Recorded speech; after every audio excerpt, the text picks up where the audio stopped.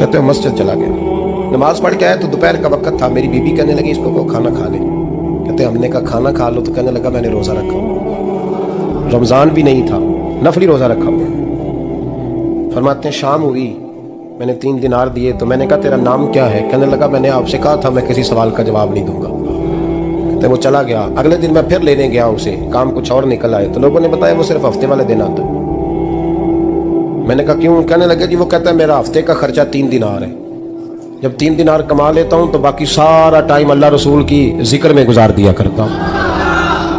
फरमाते हैं जी अगले हफ्ते मैं फिर लेने गया, मैंने पूरा हफ्ता इंतजार किया कि काम उसी से कराना है। मैं जब गया तो मैंने कहा चलो, कहने लगा मेरी शर्तें याद है ना? और मैंने कहा याद है भाई साथ चल। फरमाते हैं काम कराया, 2-3 हफ्ते वो आता रहा। एक हफ्ते में गया तो लोगों ने कहा हुजूर आज नहीं आया।